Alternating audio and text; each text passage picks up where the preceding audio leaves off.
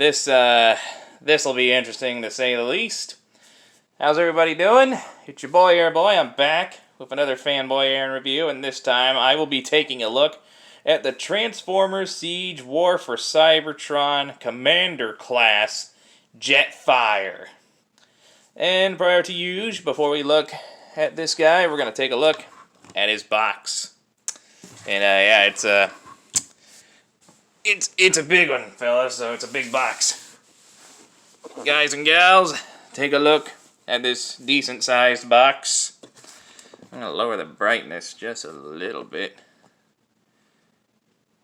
There we go. Bring it up. Look at that box. Lovely artwork. Unlike most of the figures from this, unlike most figures in general, they don't show the product inside, just this artwork. There's Jetfire and Omega Supreme in the corner there. I did look at that. He is a commander class. Not much on this side of the box. It's typical Siege artwork on this side. On the back, I would show top and bottom, but, you know, nothing. Nothing. There's always nothing. If there's something worth pointing out on the top and bottom, I'll do it. Otherwise, I'm not going to do that anymore. Anyway, here's the back of the box. Some nice product shots. The figure and everything he comes with, and there is no bio for some reason. Okay, moving on. Let's take a look at this guy. Here you have Jetfire in his jet mode. Yeah, he's a big boy. He is a big, beautiful boy. The design is very, I don't know much about the G1 Jetfire, but as far as I know, at least aesthetic-wise, this is more or less G1 Jetfire. As you can see, there's lots of nice molded detail all throughout this thing. With the very beautiful glossy-ish white, with some dark cherry red and little bits of gunmetal gray here and there, and the blue, transparent blue up here and on the windshield to kind of break it up. And you can't open up the windshield. It just reveals a little gunmetal gray bit in there. There's nothing in there really that worthwhile. And underneath, yeah, it's not that impressive, but let's be honest. If you're displaying your Transformers figures in their vehicle form with this end sticking up, I think you're pretty much an idiot, okay? You want the proper side displayed. And the proper side on this guy is pretty good. And he is an Autobot. However, if you're familiar with the G1 cartoon, and though I'm not completely familiar, I do know a little bit about a little bit. And what little bit I know about Jetfire is at the start of the show, he was a Decepticon. And in homage to that, you can actually flip this Autobot logo around and swap it for a Decepticon logo in reference to that old show. But in the end, he becomes an Autobot, and that's why I prefer him. Jetfire to me is and always will be an Autobot. Alright, that more or less does it for the jet mode. I absolutely love the shade of red they went with, the dark cherry red. I feel it works very well for this character. Now, before you do vehicle comparison, I know I usually do vehicle comparisons first, but this time I want to take a look at the accessories first. He comes with a lot of accessories. For starters, he comes with two of these little big guns. Judging from the design, I think they're some kind of shotgun or heavy assault rifle, if I had to guess. They're done this gunmetal grayish color. He comes with two of those. He also comes with two of these weird little guns. They're done in black plastic. He also comes with these two little guns. He comes with a lot of guns. He comes with these two little bits for his guns. They're basically more guns. He also comes with these two big double-barrel guns. He comes with this chest plate, which serves a couple of unique purposes. It's done in black, that beautiful dark cherry red, and some glossy white paint, which looks really good. It's not perfect. You can see it kind of spatters here or there, and it does a little bit in some areas on the robot mode. I'll point that out if I, remember to. And last but not least, my favorite parts, he comes with some very nice effect parts. He's got 2 sets of them. That way they work. You just plug them in together like that, and it makes like a fiery or blasting effect. And you can hook him up to the majority of his guns to make it look like he's shooting them, like pew. You can do that, just a shotgun effect, or kind of a less spread shotgun effect, or just a straight up flamethrower. Oh, I love these effect parts. They are pretty good. They're not my favorite effects parts I've seen from this line. That honor belongs to Omega Supreme. But yeah, they are good. They are pretty good effects parts regardless. And you can use them on the jet mode as well. There are little holes in his engines here, meant specifically, well, not meant specifically, but, they are meant to hold these kind of effects parts. They just plug into the back right there.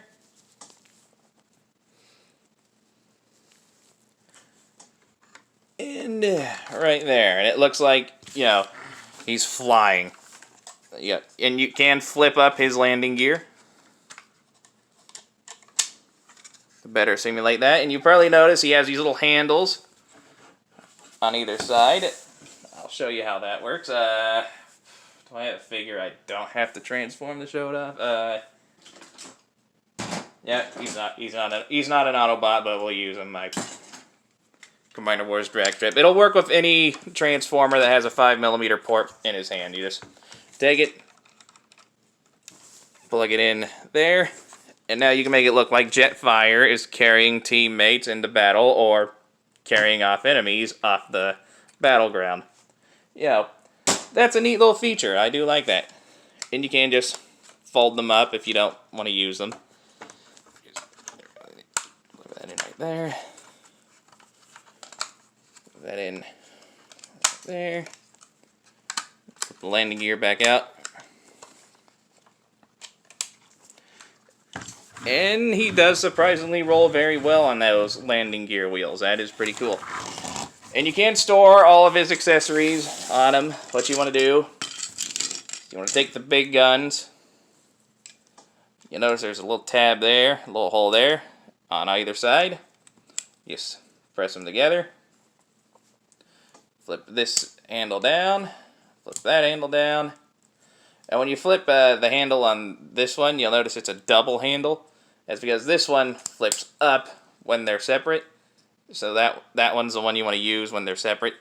When you put them together, it's this one that's hidden away in there that you want to use. So now he's got a big double barrel gun. And that plugs in, where does that plug in? Under here, I think? Yep, that plugs in under there like that. You take these big guns. They, where do these go?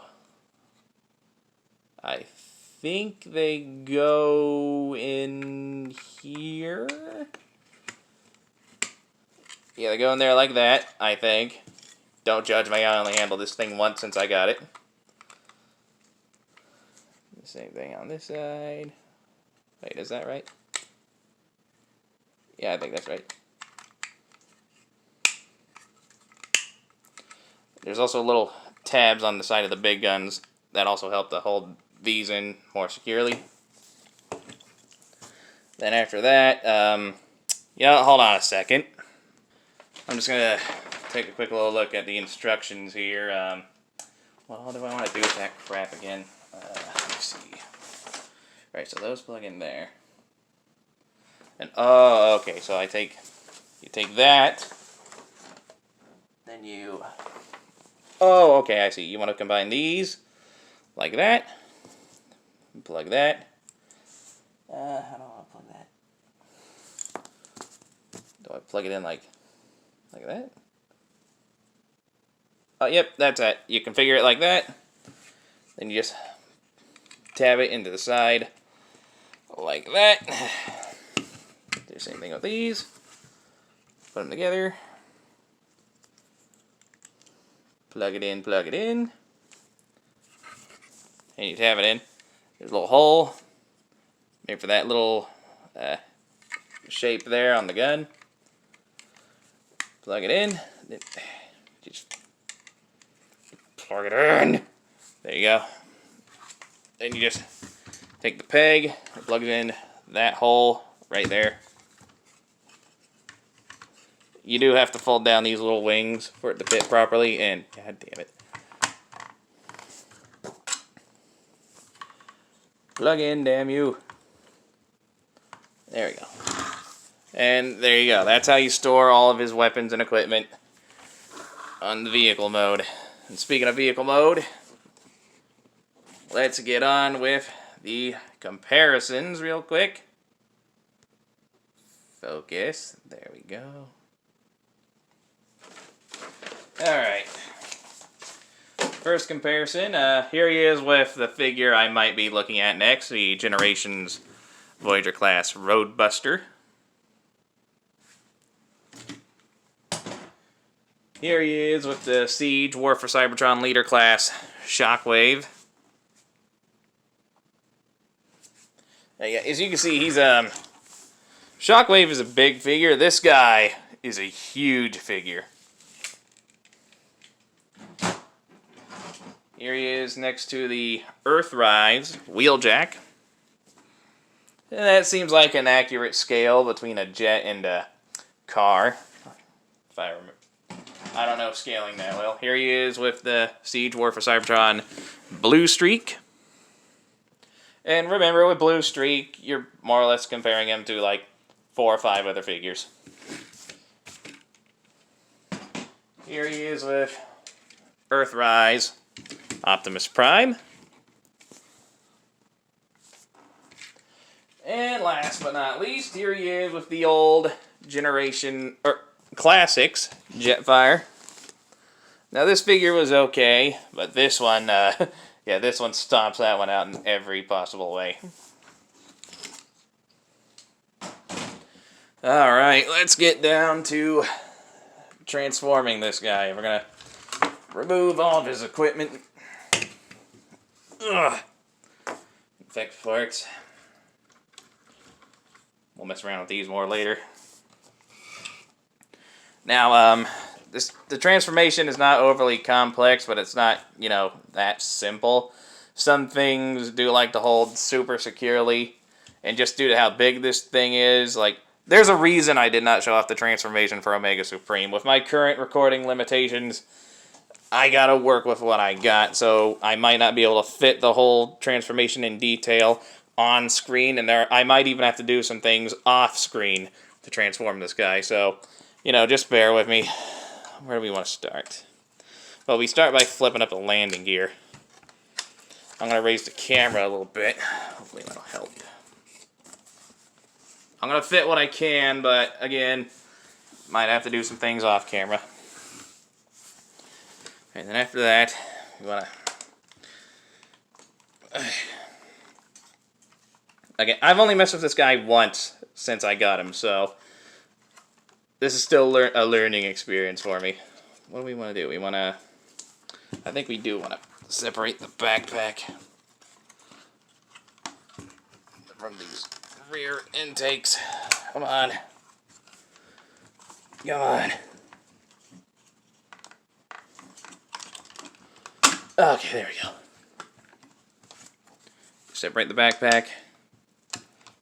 Make it flush against his back. Then we want to come down here. Separate these panels. Go in here. Pull the arms out of the way. Fold them up.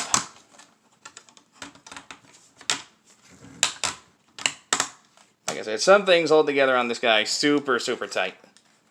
You want to come down here, bring the legs in on a double hinge. And then these panels here, they're also on a double hinge. They're pegged super securely, so you got to kind of wiggle it loose. You don't want to force it too hard, just, wiggle it. I might have to do this off camera. Give me a second. Alright, I got it. Yeah, you just got to wiggle it to get that hole separated from that peg. Then, after that, you just close up the panel, 2 holes, 2 slots, and it's on a double hinge, so you do got to kind of line it up correctly. Close it shut. You come under here, flip out the toes, flip out the heels. There we go. Same thing on the other side. Line it up, close it up. Flip out the feet. Come on. And there we go, we got his legs done. And then we can focus on the top part. This guy's got a bit of heft to him. Come on, that cannot be as high as my camera can raise. Okay, well that's too high. Yeah, it's fine. It's fine. Whatever. I can work with it. Now for his arms, just rotate them. You want to pull them out a bit. Actually, just to get them out of the way, let's go ahead and flip up the wings. They're on just friction joints, so you just gotta force it a little bit. And this side already kind of did it for me. You take these panels, flip them in, and come on, can I? I'm gonna raise it a little higher.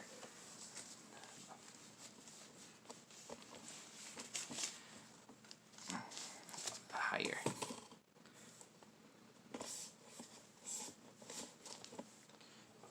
Raise that higher. Higher. There we go. Higher. Higher. Higher. There we go. You see, this guy's getting pretty big. Take these parts, fold them in. You take the wings, fold them flush against his back, flip those pegs down. You come around to the front. Let's focus on this part now. Take this nose cone section, fold it in half. Make sure these panels are out of the way. Or actually, you want to bring them in.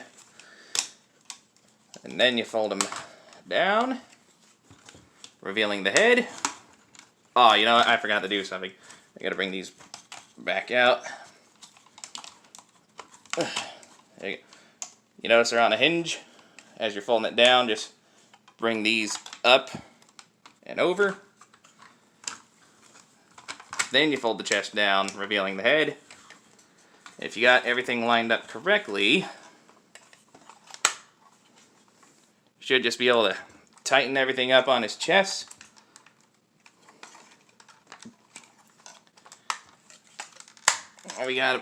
We're about done. I can bring the camera back down. So we can focus on his arms. Where was it? Oh yeah. They're on double ratchet hinges. Just pull them out.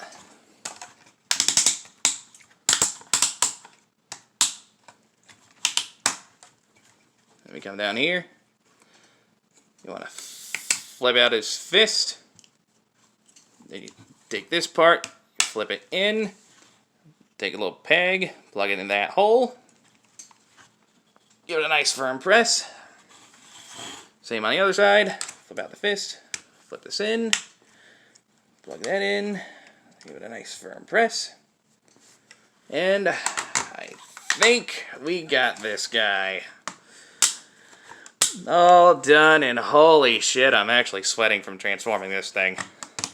Here we have Commander Class Jetfire in his robot mode. And as you can see, I'm having a hard time fitting him completely in frame. I have to move him way, way back just to get them completely in the frame.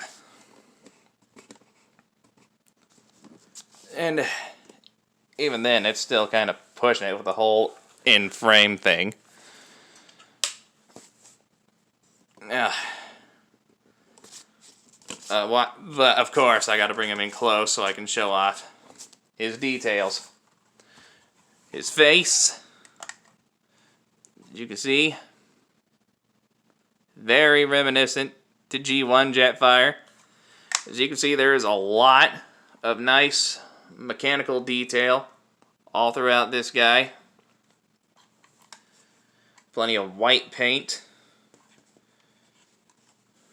You can kind of see on his feet where the paint kind of messes up here and there. But overall, they did a good job with designing this guy and painting him up. I really like the design on the back of his legs here. That looks really good. A Jetfire jetpack. It's definitely not the best jetpack, or backpack, but it's not the worst. I've seen way worse backpacks than that. Let's stand this guy up. We're going to go ahead and go over articulation. The head, you can rotate all the way around. You can look up about that far. Can't really look that far down. The shoulders are on a nice ratchet. They can go, they probably, actually they don't go all the way around. They go about that far before they stop. But they can go back about that far before the wings get in the way. He has double jointed elbows, however, there is a stopping point, so it'll only bend about that far. Super tight ratchets. The hands can swivel. You can open and close the fingers, and one neat little gimmick this figure has is that when you open the fingers, the port for the gun folds away. But when you close them, it reveals the port for the guns. That is pretty neat. Alright, the legs, they can go up that high. They can go back about that far before the backpack gets in the way. These little side skirts do fold out to accommodate leg movement. You can do the full splits. It's got a 90-degree knee bend. He does have rotation at the thigh. Oh, actually, did I show that? Yeah, there is a elbow articulation. Well, yeah, there's rotation at the thigh, and there is, hold on.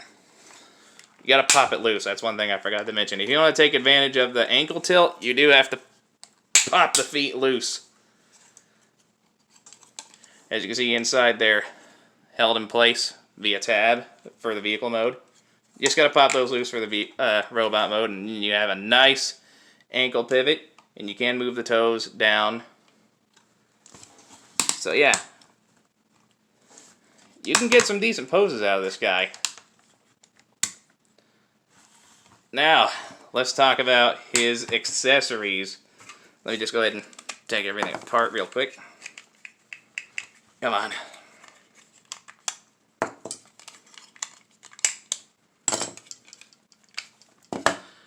Now, again, you can, I'll just go ahead and attach all of his guns. You take what the instructions want you to do is you take these guns and plug them onto his forearms as wrist-mounted weapons. I believe originally these double-barrel guns were meant to be on the sides of his legs here, but I think they work better as wrist-mounted weapons. Then, you take the smaller weapons, pull them apart. Come around to his back here. You see there's a little tabs on either side. You want to take these two components, make sure they're together. There's a little hole. Just plug that in there. Same thing on the other side. Then you take the two smaller guns. What you want to do is you want to flip out these ports. It's easier said than done. The best way to do it is to pull the wing out a bit, then fold it back down. That'll reveal the port enough you can pull it out the rest of the way. You just plug it in there. Same thing on the other side. If you can't pull it out yourself, just fold out the wing, fold it back down, and there you go. Oh, I'm losing my grip on this guy. Plug that in there. Side gun. There. And there. There we go. Just make sure I got that on there.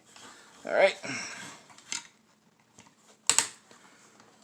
And he has various ports all over his arms, his back, and 2 on his legs. So you can put these weapons really anywhere you want. The combination is endless. You can separate these and have him use them as dual weapons, but I'm just going to leave them together. Plug him into his hand. Like so. And now we got Jetfire all armed up. But we still got this little piece, and there's one more little gimmick. There is one more accessory I forgot to get into. Well, I intentionally forgot to get into it. You pull this panel up. Pop that out. And now you have a battle mask. And it just plugs right in onto his face. Like so. Then you take this chest plate. Well, first you close that back up. You take the chest plate. What you want to do with that, there are these 2 little panels here on either side of his chest. You want to pull these open. Don't worry about what that noise was. Revealing these 2 tabs. There's 2 slot holes on either side of the chest plate. Just plug it in. Just, it's easier said than done. I might have to do it off camera because I can't seem to fucking... There we go. It'll pop in. I think I got... No, that... Yeah, I think it... Hold on a second. I'm going to do it off camera. There we go. Problem solved. It's just a matter of lining everything up correctly. And now we have Jetfire all armed and armored up. This design is very reminiscent to his old toy with the battle mask and the bulky chest plate. The only thing he's missing is ears on the side of his helmet, but minor nitpick, and there's third-party companies making those. I might pick some up, I might not. I don't know. I like this guy how it is, so I really don't need any third-party accessories. So yeah, that is that is impressive. Now let's get into the robot mode comparison, shall we? I don't know if I got enough space. Alright. Okay, here he is next to what might be my next review, the Generations Voyager class Roadbuster. And as you can see, he just, he towers over Roadbuster. In fact, he towers over just about every figure I have in my collection, with the exception of one, who we will get to in a minute. Here he is next to Siege, War for Cybertron Leader Class, Shockwave. Again, he's huge. Here he is next to Blue Streak.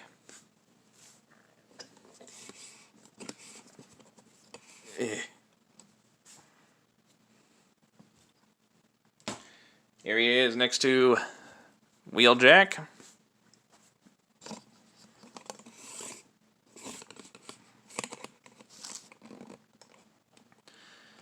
Holy mother of balls. Here he is next to Earthrise, Optimus Prime.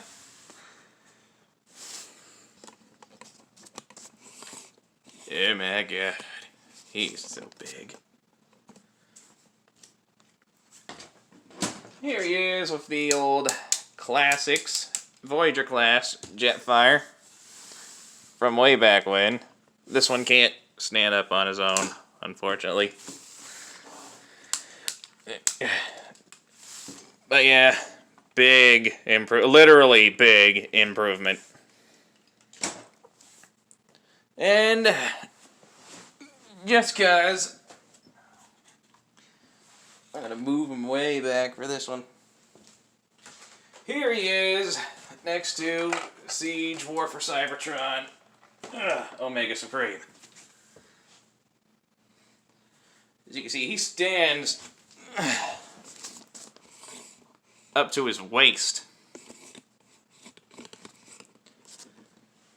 Yeah, to give you a better sense of scale, here's Wheeljack next to them. Yeah. So Jetfire, he's a big old boy. Stand back.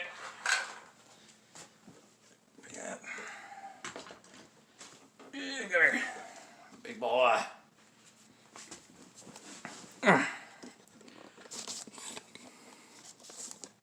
And of course, if you want to, you can totally plug in the effects parts. You can do it more or less any way you want with whichever piece you want, but what I like to do, I like to just take these parts, plug them in and into these big guns here. Yeah, that looks pretty cool. But again, you can do it any way you want. You can configure these effects parts on these weapons however you want. You can even configure the weapons, for the most part, however you want. And that's something I really, really like. Plenty of display options. Now, final thoughts. Well, first, where's my tape measure? There it is. Okay. This guy stands at a whopping 1 foot. If I'm measuring that correctly, he stands almost a foot tall. From his feet to the top of his backpack here, he stands at about a foot. And at the time of release, he goes for $70 to $80. Now, I got lucky. I got this guy about 25% off. I only had to pay $60 for him, but at the time of release, he was about $70 to $80. Now, do I think he's worth picking up, and do I think he's worth that price? I mean, the price and his size are the main reasons I didn't pick this guy up to begin with. But I got him for a pretty damn good deal. I knew he was a decent figure design-wise already. I mean, if it weren't for his scaling and his initial price, I probably would have picked him up way sooner. But since his price dropped at my local store, I decided to pick him up. Now, for me, he wasn't worth his original price, but for you, that might differ. Okay, if you don't mind his size, then yes, I would say he is well worth the price of $70 to $80. If you can't find him for $60 like I did, I think he is well worth that price if size is not an issue for you. He is a very good figure. Very well articulated. Lots of accessories, so lots of display options. Plenty of decent posability. The only real issues that I have with the guy is that sometimes certain panels don't like to stay in place when I try to pose him, just due to how tight everything holds together, or when you transform him, how everything holds tightly together. It can be a bit of a, bitch to transform sometimes. But other than that, he is a really good figure, and if you can find him for cheaper than $70 to $80, I would definitely recommend grabbing it. Otherwise, more or less up to you to decide whether or not he's worth your time picking up. All in all, overall, he is a great, excellent figure. It's just the price that I'm having issues with. Again, I got lucky. If he's worth $70 to $80 to you, size doesn't matter, pick it up. Otherwise, I'd try to hunt one down for cheaper or just leave it alone. But, again, overall, great figure. Worth my time, worth my money. But again, I got a discount. So this has been the Transformers Siege War for Cybertron Commander Class Jetfire. And join me next time when I'll be taking a look at the Transformers Generations Roadbuster. And until then, I will see you all next time. Bye-bye.